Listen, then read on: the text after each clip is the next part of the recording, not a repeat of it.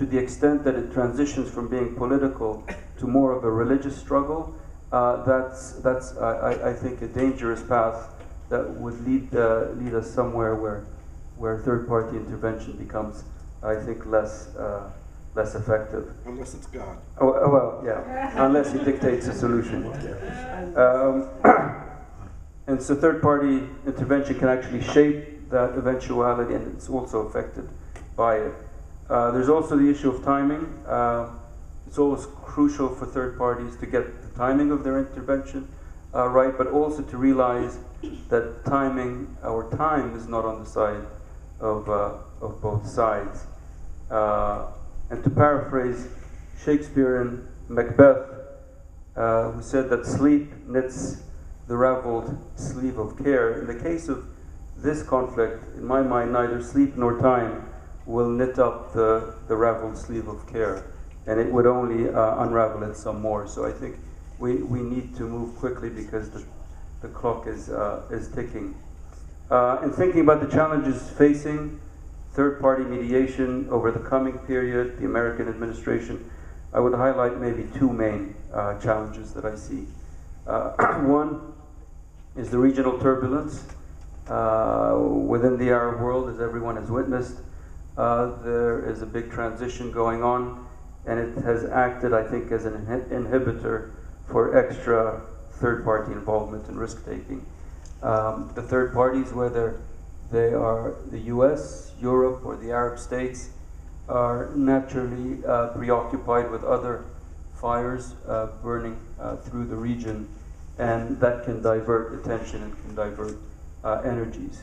For the parties themselves, I think the Israelis have looked around in the last 2 years and have been worried by what they see happening in Syria, Egypt, and elsewhere.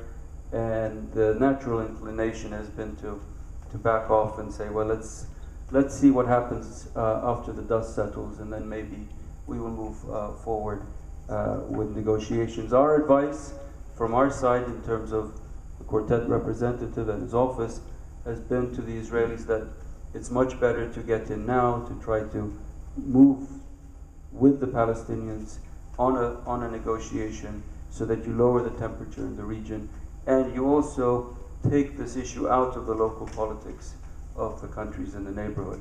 And as well that it is in the national strategic interest of the State of Israel to solve this conflict. The Palestinians too, on their part, I think, have looked around and they've lost a big benefactor within the region, and that has also, I think, given them pause in terms of going ahead full force. The other challenge, I think, are the positions on final status. Gershon was talking about the issues, and I think there are serious differences in perception of what is fair and what is not fair. In my view, a final deal must include East Jerusalem and the Jordan Valley, based on 1967 with mutually agreed swaps. And the parameters, I think, are known. And that's what's a bit frustrating. I think working on this conflict, you see the end game, you see how it can be dealt with, but you can't get from A to B. In Northern Ireland, it's still not known whether it's a United Kingdom or a United Ireland. But nonetheless, they were able to agree on a process that ended the conflict. And it certainly cannot be the solution based on what somebody called an ABG vision, which is, only area A and B and Gaza, and that's all that the Palestinians will get. It has to be A, B, C, including East Jerusalem, the Jordan Valley, Gaza, and that will be the only solution a Palestinian leader would be able to sign up to. Very briefly on the American initiative, I would end by pointing to three opportunities. I think the Americans are re-engaged.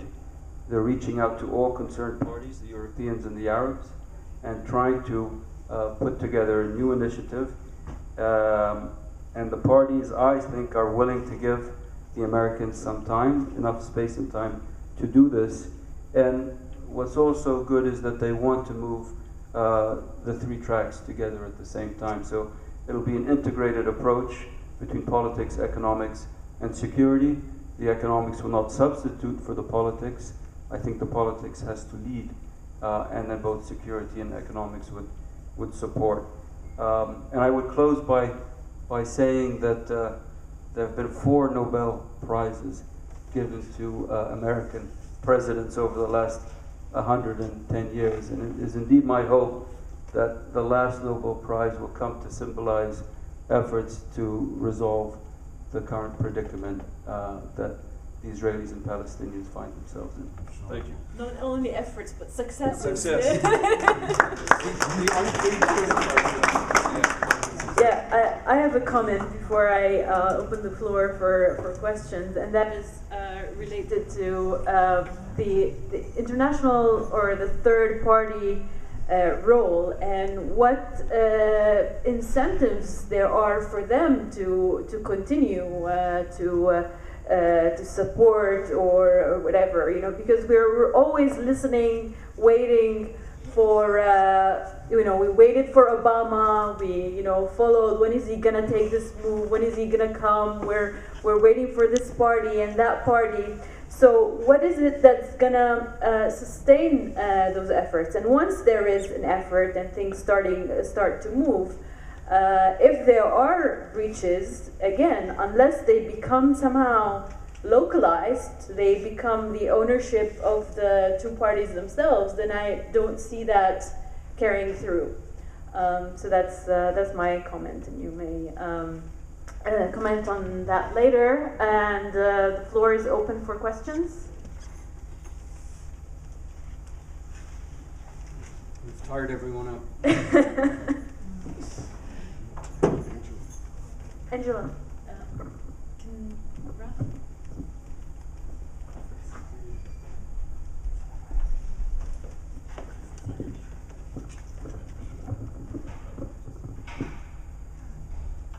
I'm not the only one asking questions.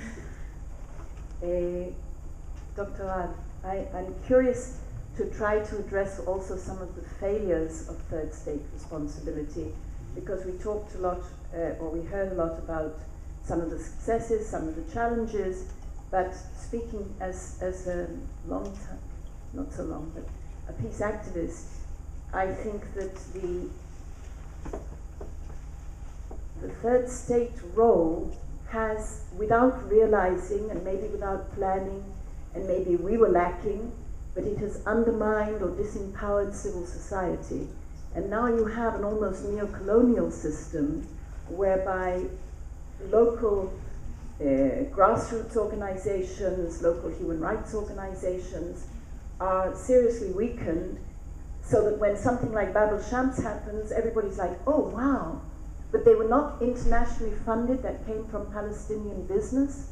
And the question is whether or not, in dealing with Israel as the traumatized child, giving it all of these, and I speak as an Israeli obviously, giving it all of these carrots and almost no sticks, when it's pretty obvious by now with the building of the settlements that Israel has not been in good faith for whatever reasons, but the dealing of that with that traumatized child by giving it carrots psychologically has actually been very faulty medicine. And I'm not suggesting amputation, although there are doctors who would say that. I'm suggesting leave the child alone. This is what psychologists have told me, somebody who used to lead the Norwegian socialist left, a retired psychologist who deals with traumatized victims, says that actually the international community has encouraged Israel to continue to build and to develop, because it has been funding all of the PA to the extent that it has now, disempowered Salam Fayyad, and is therefore a huge failure. And are we going in the right direction by continuing with those paradigms, albeit we don't necessarily have better ones? But I would suggest that empowering civil society to be more democratic on both sides would be in the long-term interest, instead of taking all of the power into the hands of, if it's the EU, it's not democratic. And certainly I don't think George Mitchell, Condoleezza Rice, Dennis Ross, all those people had a public behind them. I think that's more or less enough. And I just want to say, what about Palestinian protection? Today, 100 goats were taken by settlers in Al-Auja. Nobody can do anything about it. When I was asked to help, phone UNRWA. And she's on a plane going home for 10 days. Yeah, anyone else? Here. I have. You introduce yourself. Oh, sure, certainly. My name is Joyce Morin-Utes, and I am an American, and I'm a professor of law at Al-Quds Law School. And thank you for this very stimulating discussion. But I have a question, Dr. Baskin, about your argument for the Jewish minority in Palestine after, I would assume, a two-state solution, where you mentioned that they would need to have protection and so forth, and I would imagine that protection might include separate roads and, no, just protection.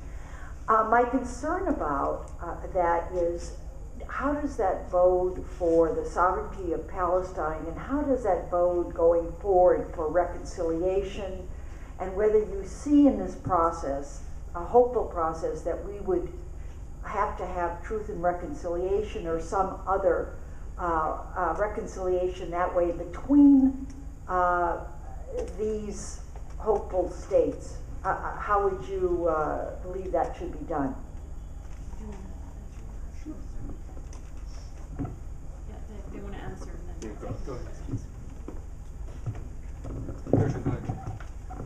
Okay. First of all, I think as a matter of principle,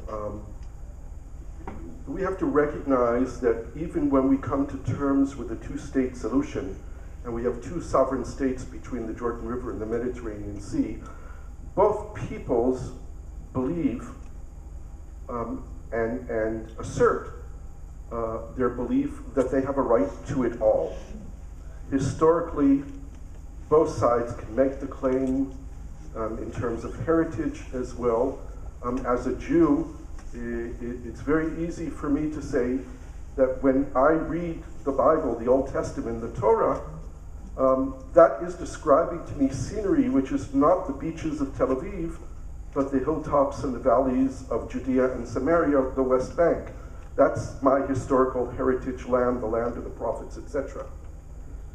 For me, it's illogical and wrong to imagine that someplace in the land of Israel, between the river and the sea, there could be a state in which it would be prohibited for Jews to live. For it to be what we use in the Nazi jargon, Judenrein, that in the land of Israel there should be a state where Jews could not be allowed to live. I think it's also important for Palestinian democracy that they learn to be able to deal with a national minority in their presence. I think that's good for democracy. I had a wonderful conversation once with Salam Fayyad, who advocates the position of a Jewish minority in a Palestinian state. And I suggested to him that the Palestinians should declare that the rights and privileges and obligations of the Jewish minority in the Palestinian state will be linked exactly to the rights and privileges and obligations of the Palestinian minority of the State of Israel. And I think that creates a basis for helping to achieve real equality between Jews and Palestinians in the State of Israel as well. I think it furthermore gives us a challenge, and this is a challenge which is necessary at the international level, to come to terms within a democratic nation state of what a national minority means. The State of Israel grants rights to individuals. It does not recognize the Palestinian minority in the State of Israel as a national minority having collective rights. And I think that we are challenged in this paradigm of having national minorities in both states to lead the world in dealing with the concept of a collective national minority within a nation-state framework. We're certainly not the only place in the world where these minorities exist, and I think that we have to be challenged to deal with it. So I think that it is a challenge that we need to take. It is part of the mechanism of creating trust and reconciliation as well, because we have to learn not only to live with each other as neighbors in separate states, but as neighbors where we're in the presence of each other every single day. When I talk about protection for them, I think it's something which is hopefully needed only in the short term in order to provide confidence and trust so that these people can live there as citizens, law-abiding Palestinian citizens in a Palestinian state, and knowing that they're not risking their lives by doing that. So again, I said that's the responsibility of the Palestinian state to provide that security, as they would have to provide for every single one of their citizens, including the Jewish citizens. But we're going to need some kind of third-party mechanism to help that process happen, to make sure that it's real, so that Israel is not abandoning its citizens behind. They might be dual citizens. There could be all different kinds of models. But we need to ensure that they will be protected in some way. Separate roads and that kind of thing is not part of my vocabulary. I'll comment on two questions. There was one about examples of failure or where third-party involvement hasn't been effective, and there was a comment then about, I think, the U.S. and leaving the child alone as tough medicine. Regarding failure, I would point to maybe one aspect which I think is very, very important.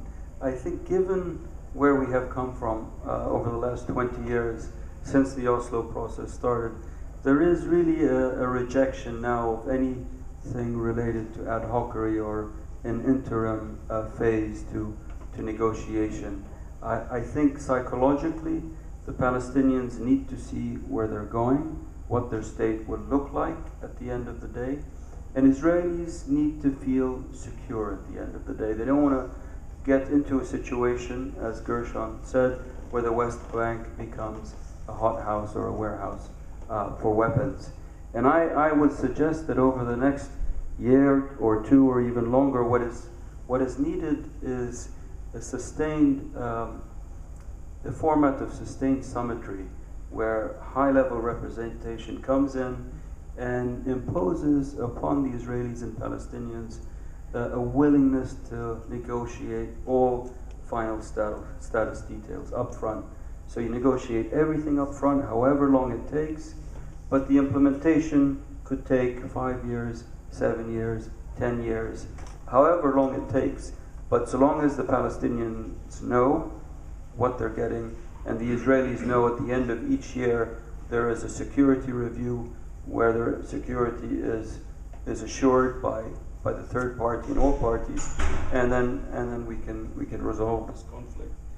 In terms of leaving the child alone, there was an interesting discussion that was reported between Condoleezza Rice and a British MP, I think, in London, and I think it was last year. And the British MP was basically telling the former Secretary of State, why doesn't the US get a little bit tougher with Israel, and to basically say that it's not in your short, medium, long-term interest to continue the settlement expansion project. And her line back was, well, friends, don't impose costs upon friends. But I thought the retort by the member of Parliament was quite clever, and he said, well, family members do. And when you see a family member not really behaving in his or her interest, then you would sort of impose a cost, but as a family member and somebody who's close. And I think the danger, if the third party, and that is the US, in 2013 or 2014, really doesn't feel anymore that the parties are serious themselves at resolving this, then I think eventually, invariably, that third party will walk away. And it won't disengage fully, but effectively it would disengage. And I think that wouldn't be the optimal situation for Palestinians, Israelis, and the region, because I think you need that kind of sustained engagement. We have a question. And another mic over there.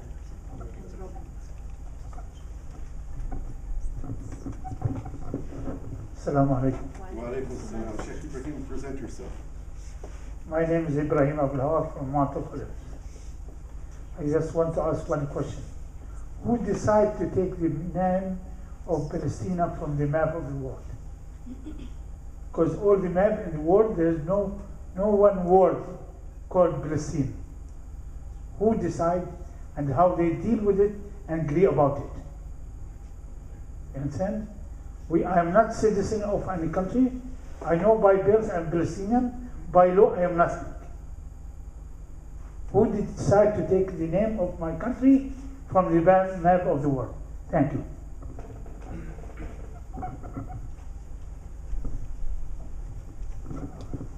Thank you. Roman Twag from IPCRI. I want to ask my question following what the last speaker from the platform said about the positive aspects of third-party intervention.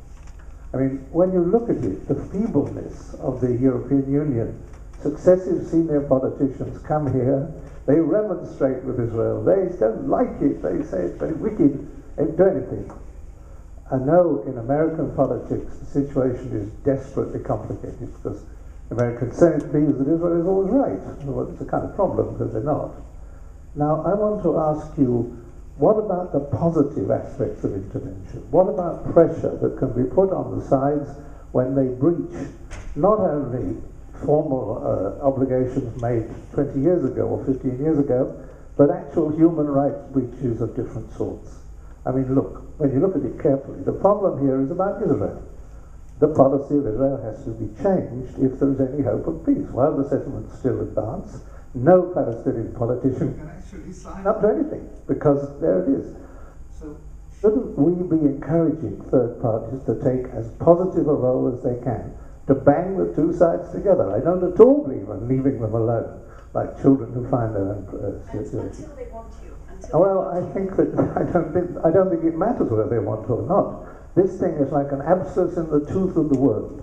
Nobody quite knows what will happen to it, but it can actually do enormous damage, not only to the people here, but also to all those around about, even as far away as America or even China.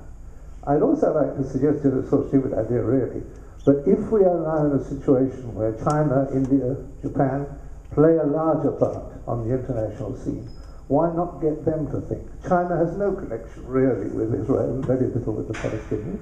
Get them to join some mediation effort. Get people who have not got a history here to come in and play a part. Thank you.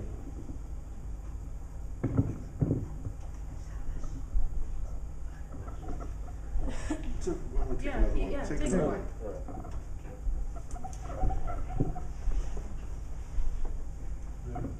Hi, my rhetoric question is that in every meeting like this, I'm very feel pain because most of the participants here are foreigners. I mean, I love foreigners, but I would expect that it would be about 45% what is called Israeli from Jewish origin and another 45% Palestinians and Arab origin.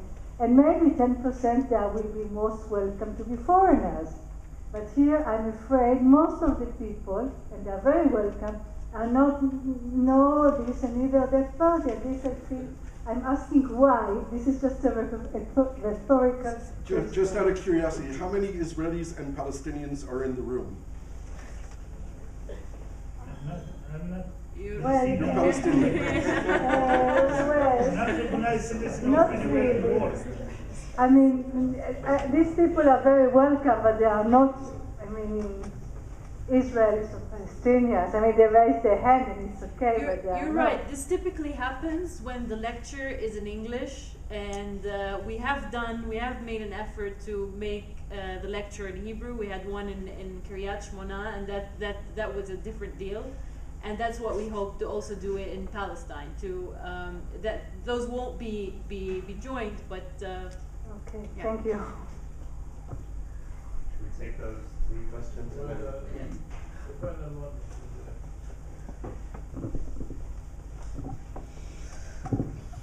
I'm afraid it's not rhetorical. The situation with the sorry? Oh, I'm Zach. I'm from London. And the situation at the moment, post-Obama visit, very interesting, trying to get the negotiations back on track. But the current situation with the Gaza Strip, I'm sure President Abbas was not going to relinquish legitimacy for all the Palestinians living in the Gaza Strip. How does a third party get involved when the red lines of Hamas are well, for the moment anyway, seemingly the long-term non-existence of the State of Israel, and the Red Lines of Israel, the non-existence, I assume, of a terrorist group that wants to disrupt Israel, destroy Israel, should I say. Your comparison, Dr. Baskin, was very interesting with your negotiations with the Hamas Deputy Prime Minister. But at the same time, in an existential crisis, in terms of the existence of both sides, can a whole resolution be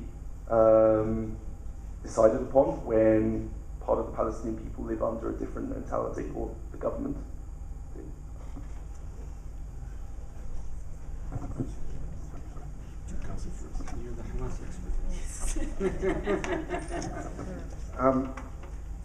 For me, the answer with regard to Gaza is very clear. Gaza is part of Palestine. We agreed that Gaza and the West Bank are one territorial unit. The Palestinian people, both Hamas and Fatah, the PLO, agree that President Abbas has the legitimacy to negotiate on behalf of all the Palestinian people. President Abbas has said that if he were to reach an agreement with Israel, he will bring it to a referendum of the Palestinian people. Hamas leadership has said that they will honor the results of a referendum brought to the Palestinian people. I'm not sure that they will or they won't, but I believe very strongly that an agreement between Israel and Palestine, which includes the West Bank, East Jerusalem, and Gaza, and is perceived as being fair by the majority of Palestinian people who would support it in a referendum. The agreement would also state that it will be implemented in Gaza only when the regime that controls Gaza agrees to the terms of the agreement. And under their situation, I believe quite strongly that the people living in Gaza will either force Hamas to accept the agreement or they will get rid of Hamas. What we've been doing over the last years has been systematically empowering the extremists at the expense of the moderates.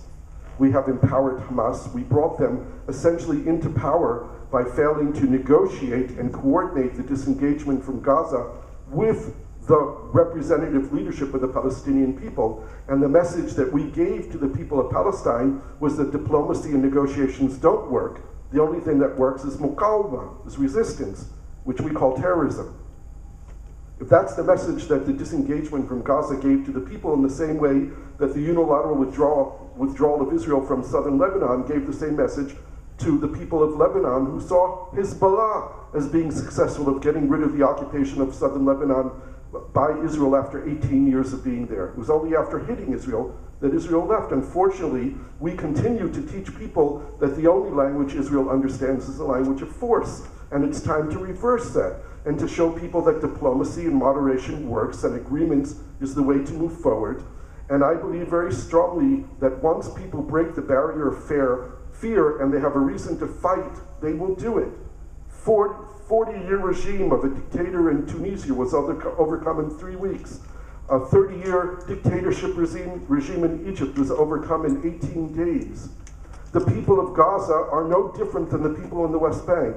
And an overwhelming majority of them, like the people in the West Bank, do not support Hamas and do not want to live under the regime of Hamas. And if they're given an opportunity for peace, for freedom, for dignity and prosperity, they will choose that.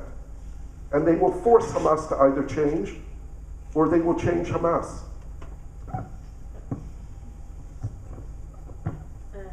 Sorry. Two quick comments about the suggestion maybe to bring in other third-party actors, China or others.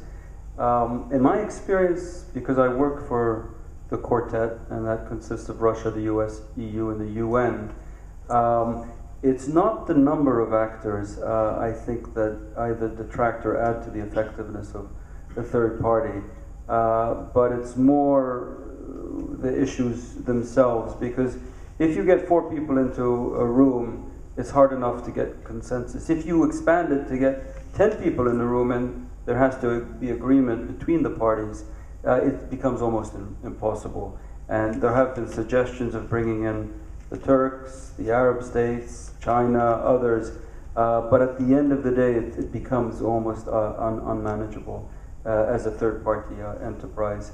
There was a question by Sheikh Jalil about the map and so on. And I'm not sure who was responsible for the map, but I know that the existence of the Palestinian residents in East Jerusalem is really an intolerable situation, because in many ways, there is this twilight zone in which they live, where many of them have Jordanian passports, but they're not Jordanian. They are Palestinian, but they are disconnected from the West Bank because of the wall. They are subjected to Israeli laws, but they're not Israelis. And meanwhile, over the last 40 years, their living conditions have plummeted. There's a deep education crisis, a deep housing crisis. Unemployment and poverty are very high. And when somebody's family who's lived here for hundreds of years has to go and find employment elsewhere and stays out for an extended period of time, he loses his or her right to the city of his family. And that is fundamentally a huge problem. And I think a lot of work has to go in to raising the living conditions and empowering these residents of East Jerusalem pending a final status agreement.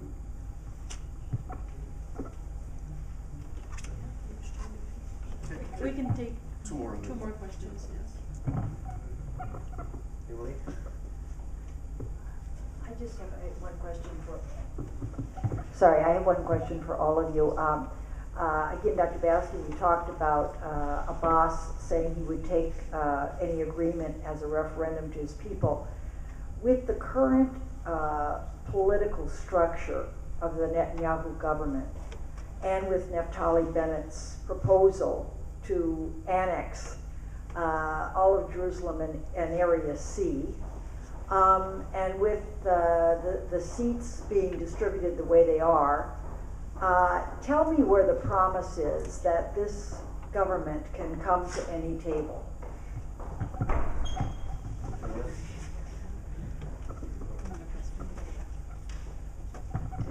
Hello, my name is Carrie. I wondered, has anybody thought about one country for two peoples? And would that be a solution? Could that be a solution? I've spoken to students in Bearside, and well, I'm Norwegian, and they wondered if the Norwegians would support a one-state solution, because that was what they actually believed in. Can you describe maybe why they're saying this?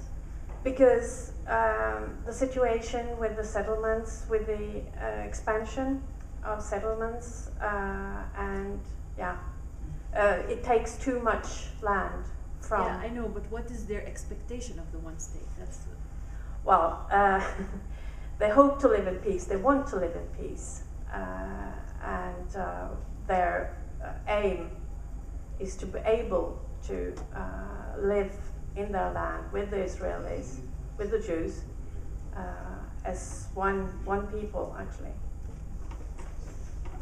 Both, I think, are yes.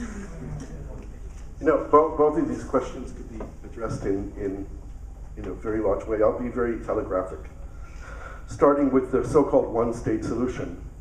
There's no such thing as a one-state solution, because if solution means end of conflict, there's no one-state end of conflict, because this is a conflict of two national groups who want a territorial expression of their identity. I am sure that if I sat with your students at Birzeit University and probed them a little bit about how they viewed that one state, essentially what they would be viewing is a Palestinian state. That's what it would translate into being, and my place for an expression of my identity in that one state would not really be there. Because it's a national conflict of two national movements over a piece of territory, the only solution for it is a two-state solution.